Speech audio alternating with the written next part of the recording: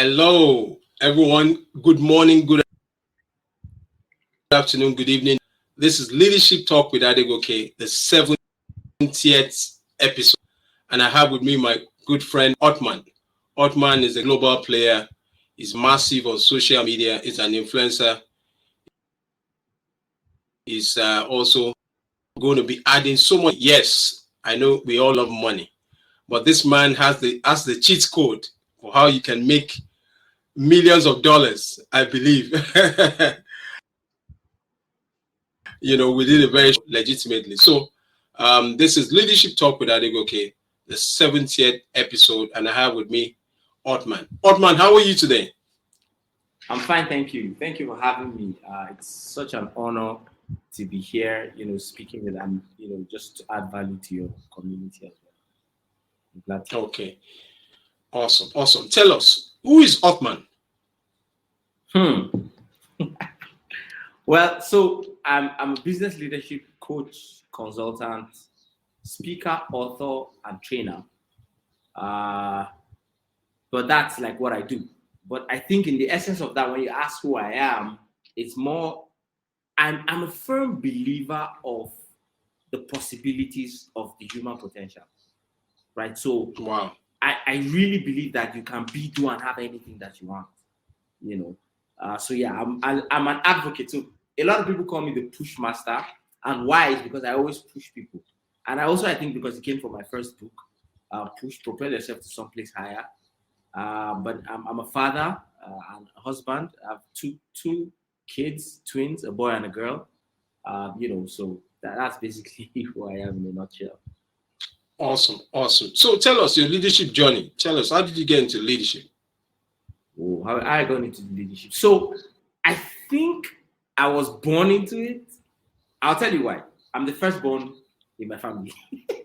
So automatically, Wow. I have, leadership responsibilities. But you see, leadership is not a position, right? Leadership is influence.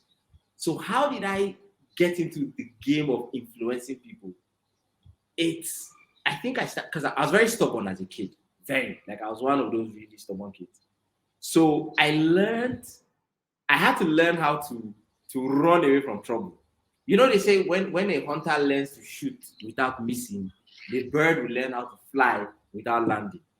So I realized that, I would do something, get into trouble, but there's certain things I would do that all of a sudden, I won't be in so much trouble. So I started to reflect and ponder on it. And I realized that one of the things that made me stay out of trouble was smiling. And so I used to practice hours in front of the mirror, and I'll just stay and just be smiling, And that I think that was the first step into me influencing people. Because once I meet you for the first time, I just smile. It disarms you, no matter who you are, right? It will disarm you, and we'll be able to connect.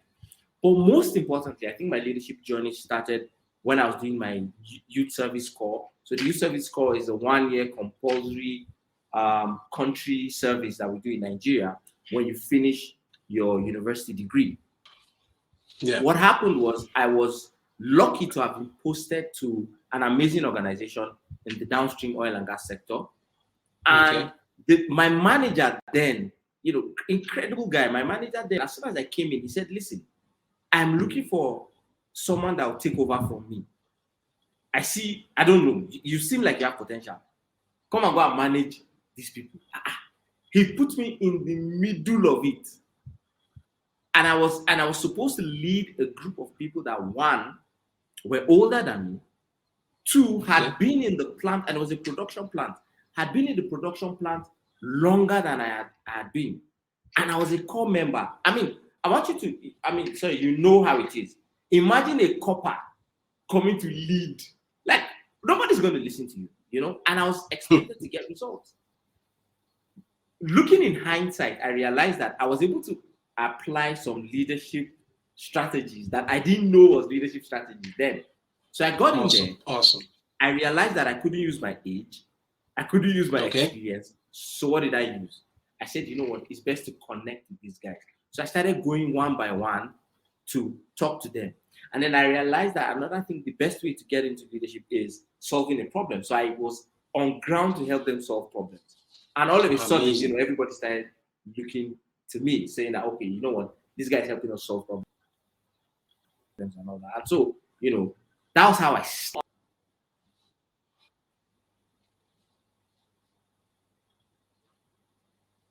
Wow. Wow. You're there. Let's play there. Wow. Okay. I'm sure he'll be back shortly. Yeah. Okay. I believe it should be back any moment from now. Yeah, I can hear you. Yes. It just went off briefly. Okay. Yeah. Oh, okay. I think it was the network. Yeah. Yeah. Go ahead. Okay. So I'll say that, and that was the beginning of me, really going into leadership. And then I joined the John Maxwell team. It helped. It has skyrocketed what I know about leadership. Now I not only, know the principles and the tools, but I'm also helping people to lead better teams as well. So yeah, that's just how I got into leadership. Awesome.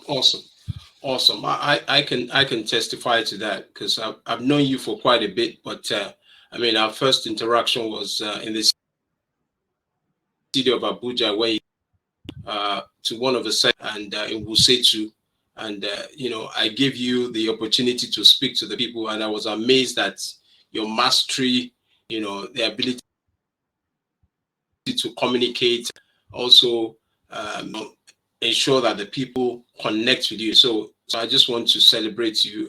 That's a privilege also to have you on Leadership Talk with Adegoke. Episode 70, yes. So I'm proud of what you're doing and showing up. I'm also learning a lot from you. So I can also say you're also one of my I'm sure you're surprised. Well, it's all a journey. We are all learning from one another, and that's the beauty of our leadership. It's a marathon. It's not a sprint. Now, tell us what is your definition of leadership? Simple. Leadership is influence, right? Nothing more, nothing less. And I love that definition from John Maxwell. Why? Because it transcends everything you can imagine. Yeah. So leadership is not position, it's just influence. If you can influence people, you are leading them. It doesn't matter who. I'll give you an instance.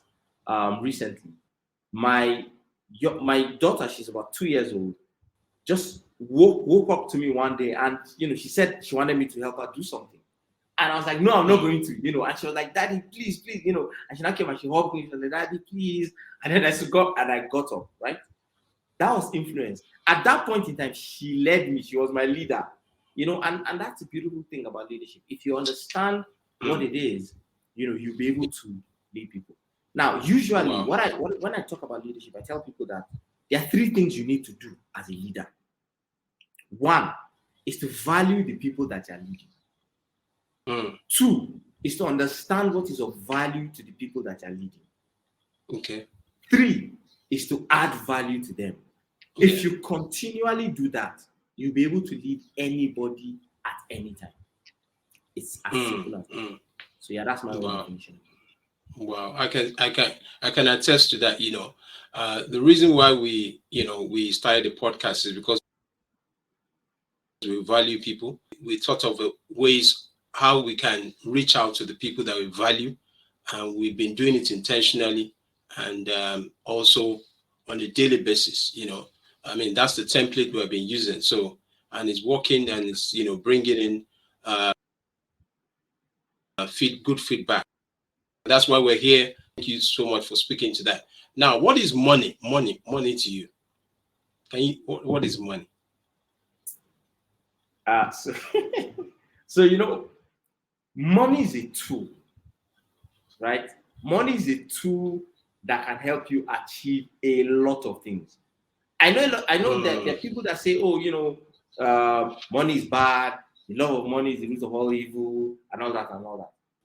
But the honest truth is this, right? Listen, without money, there's really not much change you can bring in the world, right? Wow. So I think that money is a tool that helps us to achieve the things that we want to achieve. right? And I think that every leader is important for you to have not the love of money, not the love of gathering money. Money in and of itself is useless. It is the effect of the cause that you have that is important. So having money and amassing it is useless. It is what you can do with the money that is more important. And I think that's the mindset that we need to have. Awesome. Now, what's the relationship between leadership and money? So the relationship between leadership and money, and I'm going to take it to the 5 levels of leadership that John Maxwell talks about, right? You know, the first level of leadership is the positional level, where you are given a position. The second level of leadership is the permission level, where you get people's permission. And that's very easy. You know, you can get people's permission by smiling, by valuing them, understanding what is of value to them, adding value to them. But you see, if you stop at the permission level, nobody's going to keep following you. Do you think people will follow you just because they like to see you smile? No. It brings us to the third level of leadership. The third level of leadership is the production level. And these are based on the results that you are giving. Now, money is one of the ways that we can measure the results of the things that people are doing. Awesome. So, money is the differentiator between busyness and productivity. You know, there's some people that are chronic busy people. I'm busy. Okay, fine. But nothing is coming in. What is the result? And that's the thing. Money is a tangible result, tangible evidence of the work that you put in. Right? So I think that, you know, money and leadership is something that as a leader, you have to be money conscious. Thinking about, okay, what are the results? What is the end product? What have you achieved? What have you been able to put in place for others? And so I think that, you know, money is important. Awesome. There's a quote, you know, which I love so much. You know, Ken Blanchard says that profit is the most gift, you know, for enjoying the business relationship, you know, with us. The applause, and that's the profit. So if there's no applause, there's no out of patronage. What do you think about that? I mean, that's the truth. And let me tell you how you know, right? When you charge somebody and the person pays you and you deliver the goods or the service, and then the person is telling you, thank you. It's you that collected money from the person, you know. But the person is telling you, oh my God, thank you very much. I'm very grateful. Then you know that you have done something, right? And honestly, that's what I always try to do. I always try to go above and beyond in delivering whatever goods or services that I'm doing, so that you can beat your chest and say, you know what, this is my fee, and you will not second guess yourself. So I think that, you know, as a leader, it's important that you improve your ability to deliver goods and services so that you can improve the ability of your revenue as well. Yeah, you know, that's why, you know, they say it's not about being first in mind, because if you are first in mind, you get more patronage, you get more visibility, then you get more referrals as well. Now, I want you to speak to this. You know, how can a leader break this, you know, this poverty mindset? You know, a leader that has the money mindset. What can you say to that?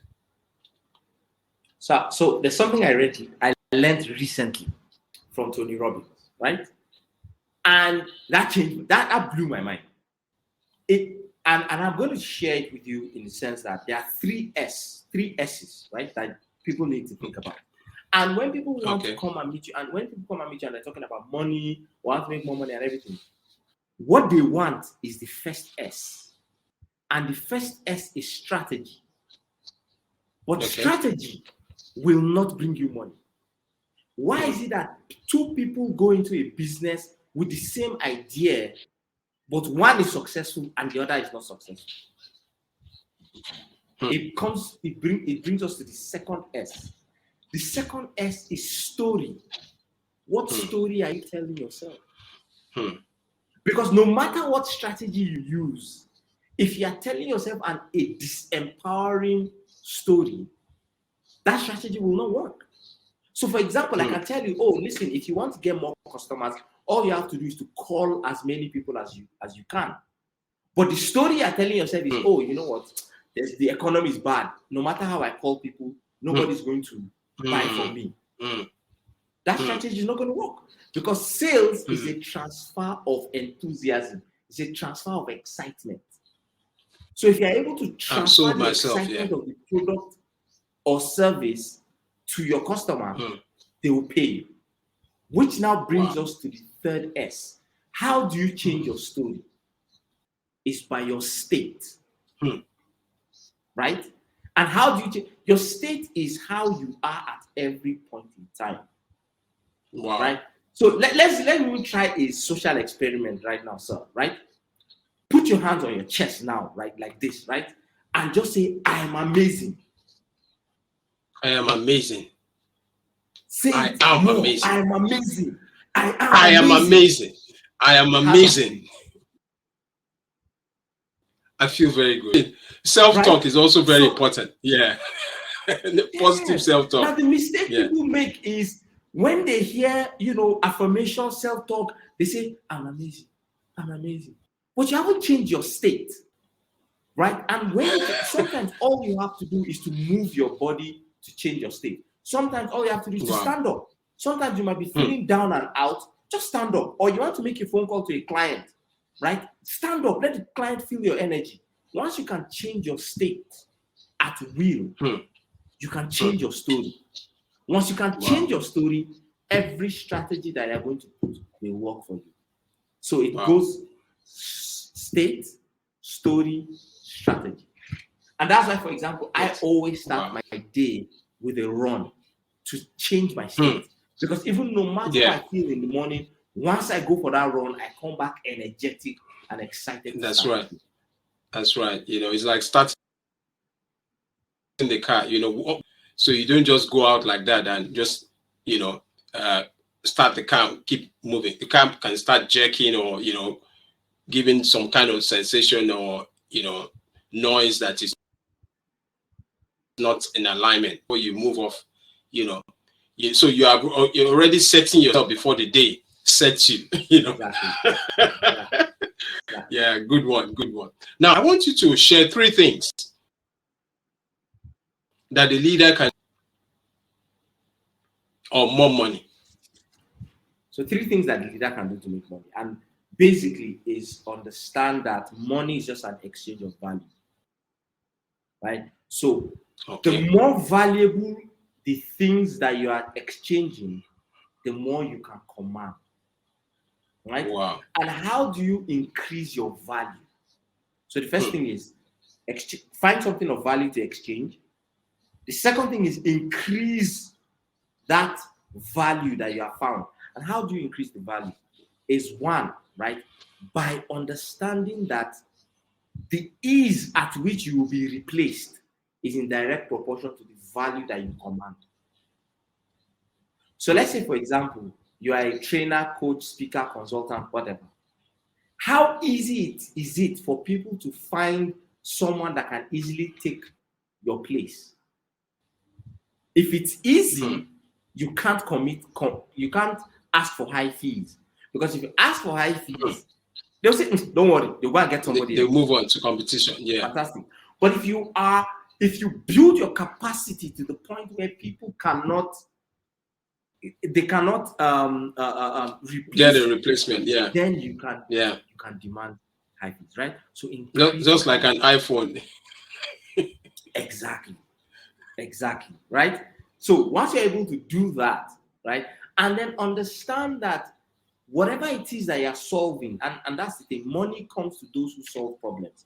If you help enough people get what they want, you get what you want. Zig Ziglar, Zig Ziglar, right? Easy. If you help enough people get what they want, you get what you want. So what you want to do is to identify, and the third one is to identify the viability of any idea or market you have. Let me tell you an interesting story. Last year, at the beginning of last year, I went to a coffee shop. And this coffee shop that I went to, I wasn't even planning to go there.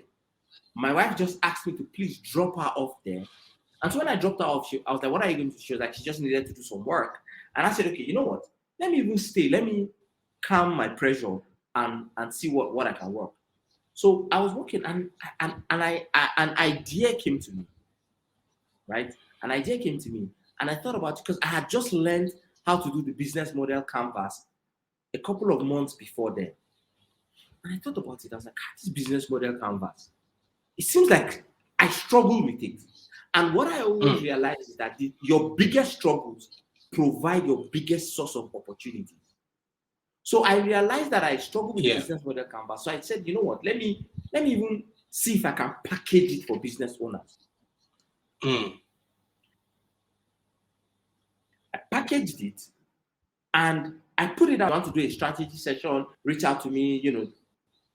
Yeah. I charge a certain amount of money, about $50, right?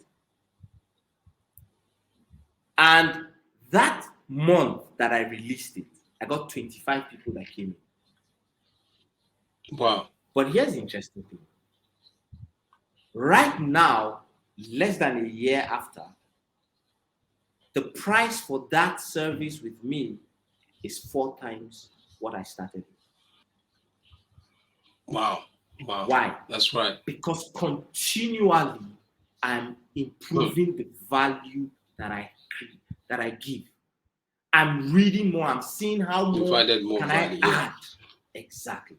So sometimes as leaders, right, we have skills, certain things, but we're not able to bring it out, you know, and give it for value, right? Maybe we're scared. Or the honest truth is that sometimes for some leaders, it's even that they are feeling too proud.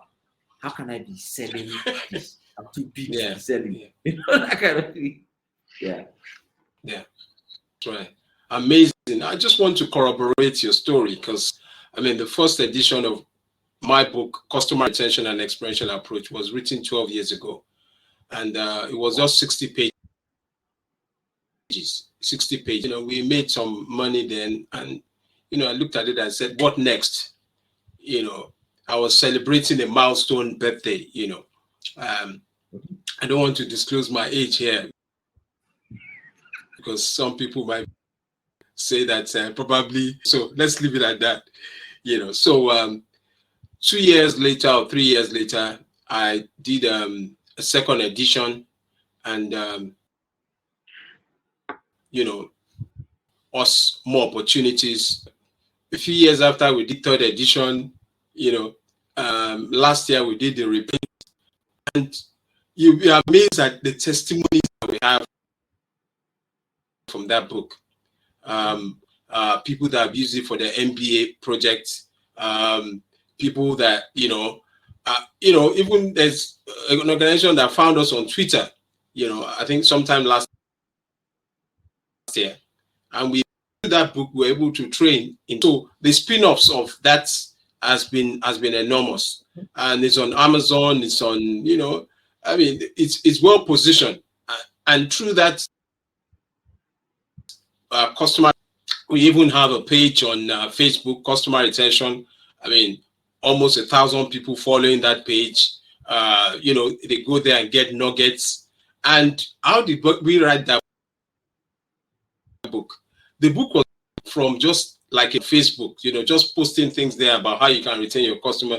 And, you know, that's how the book came about. You know, so like you said, you know, money is everywhere. You know, just creating value. And the more you increase that value, then you can also increase the price. You know, so that's a good one. You know, or you want to say something, because I can.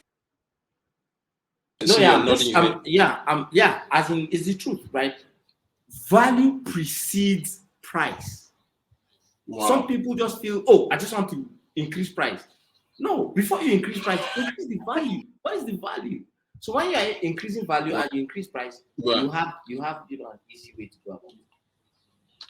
You know, I also, you know, look at it. I see you on social media. You're very potent. You're very powerful. You know, you're visible. You're consistent. And you aim. And when I tell some of my contemporaries, I say, look, if you're not seen, nobody's going to patronize you. They want to see you. What's your SEO? Where's your website? Do you have social? Because you might have the best, nobody ahead of you. They will just price you like as if you are just a beginner. What would you like to say to that? So the best known product beats the best product every time. And when you have those that shout the loudest are the ones that get the money. But most importantly, you are not serving anybody by saying, I want to allow my product to speak for itself. No, you are doing a disservice, because what then happens is that people don't get to know you, and then they fall into the hands of charlatans.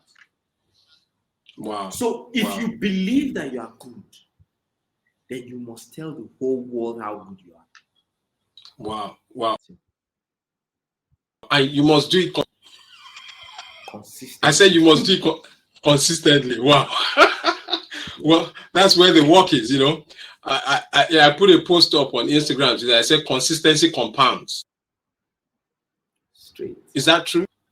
It's true. Consistency compounds. Because so look at it. You are in your 70th episode. Wow, I prayed to reach 70 episodes in my podcast soon, right?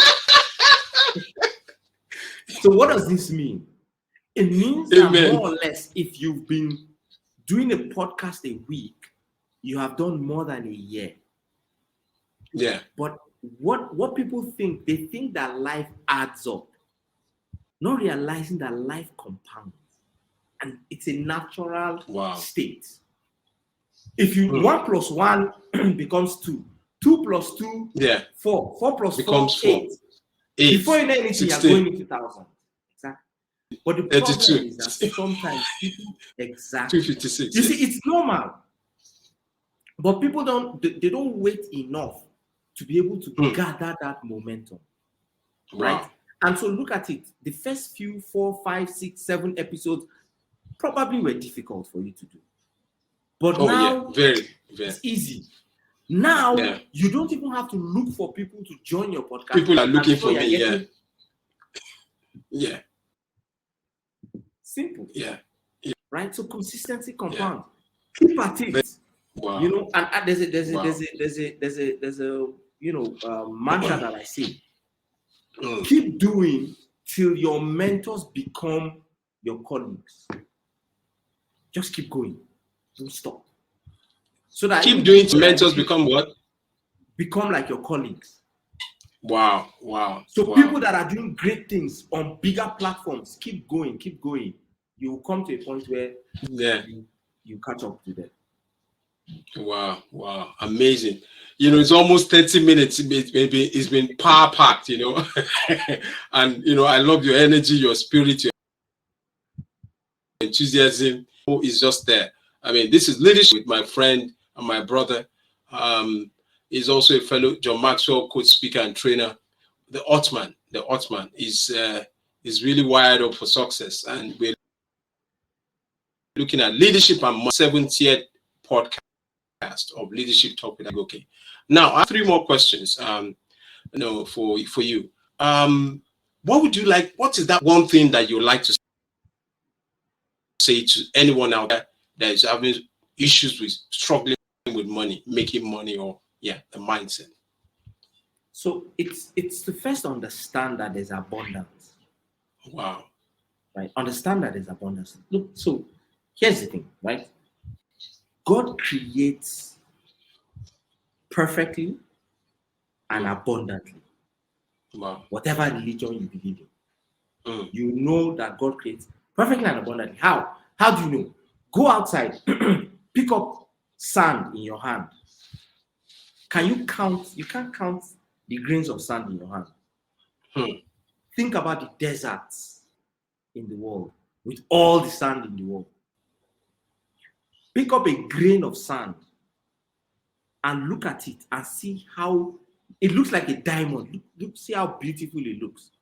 That sand, that if sand touches your body, You even have to wash your cloth. And then, so it means that God created the sand in abundance and he created the sand perfectly. But here's the interesting thing that we need to understand is that there's nobody that is like you. Wow. Nobody else has your thumbprint. Wow. So if abundance is how creation is made and perfection is how creation is made, but then you were not made more than one, it means that all that abundance and all that perfection is inside you. Wow. You just need to have to dig it out. And the funny thing is, digging it out is where the work is. Yeah. Right? Try as many things as possible. Don't be afraid of failure. A lot of people are afraid of failure. Yeah. I'm not afraid of failure. I keep going. If I fail, fine. I learn. I move on. Let's go. Move on to the next one. Sometimes you win, sometimes you learn. Yeah. Sometimes you win, sometimes you learn. Some people just want to stay in one comfort zone, comfortable. They don't want to rock the boat. No. Go out there, experience a lot of things. If you have an idea, and so here's the funny thing. Yeah. People don't realize that when they pray for the things that they want, their answers to their prayers is in the ideas that they get. Yeah. So you have an idea. Some people have an idea and they're like, I'll think about it later. But there are so many people doing that thing. What you don't realize that the thing that you're praying for is that idea that will help you get there. So once you have an idea, let me tell you two things that you need to do. When you have an idea, make sure you act on it immediately. And the smallest action you can take is to write it down. Awesome. I had something recently. Next thing, yeah. Go ahead. I had something recently. Learn a little, do a little. Yeah. Learn a little, do a little. Write it down. Yeah. And that's what I did. That's what I did for the John Maxwell team. Learn a little, do a little. I'll just go learn something. I'll go out. I will make so much noise on it. Then come back, learn again. Come back, make so much noise on it. You don't have to learn a lot. Wow. Right? Then the second thing you need to understand is that as soon as that idea comes into your head, there is an equal and opposite force that is working against you. And what is that force? Wow. That force is the law of diminishing intent. And the law of diminishing intent says that the longer before you take action on it, the less likely it is that you act on it ever. Wow.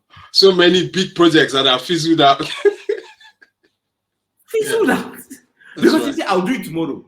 I'll do it in February. Oh yeah, February has come. I'll do it in March. Yeah. Just do it. Wow. Awesome. That's why I want to salute you, I mean, when I reached out to you, you didn't just say, yeah, let's do it, We're almost running up. And I mean, the number of people that will be listening to this podcast all over the world, I mean, your message is going to be touching so many lives. I mean, people will be taking notes down so much. Now, two more questions. Who are your mentors? Because you're adding so much value. You have mentors? Oh, I have a lot of mentors. A lot of mentors. Like, so let me tell you how my mind works. My mind believes that you don't reinvent the wheel. There's nothing new under the sun. So the best way to make sure you're successful is to model successful people. So I can't even count the number of mentors I have. There are so many. And some mentors, I don't even know them. They don't even know me. All I do is I'll go and read their book. And then, and so a lot of people think that, copying is a crime only in school. But in business, that's what business is about. See, look at it. Instagram started Instagram stories, right? But who did they copy it from? They copied it from Snapchat. Simple. The platform we're using now, Restream and all that, they probably copied it from Zoom. Or even StreamYard, yeah. Or StreamYard. Everybody's, yes, yeah. Yeah. So what you do, but what you do to copy successfully is to put your spin on it, because there's something about you that nobody else has. Yeah, that's right. So for example, me, what I know that is personal to me is my energy. And so even if I'm talking, it will seem like I mean, look at it, for these 30 plus minutes I'll be talking, you have been really calm, you know. But I've been joking, my hand is going here, That's how I am. Right? So once you understand who you are, you add it to the things that you're learning. Yeah. And leverage. Yeah. That's the honest. Wow. Awesome. Finally, now if our listeners want to reach out to you, how can they contact you? Easily. You can follow me on Instagram at I am the Othman on Instagram, or you can send me an email directly, mail@theothman.com. Mail, MAIL at the Othman, OTHMAN.com. Simple. Wow. That's two easy ways to reach out to me. Amazing. So this is it. The man, the Othman, has spoken, shared a lot of generously. We want to salute you, want to celebrate you on the Leadership Podcast, Leadership Talk with Adegoke, the 70th milestone, amazing session with my brother, my friend. Has to reach out to him, follow him on his platforms, and you get a lot of value. So it's been an amazing time once again on this session of Leadership Talk with Adegoke, and we've looked at leadership and money. Bye to everyone. Thank you very much for having me on this platform. I am super, grateful for being here. Thank you very much. Thanks. Wow.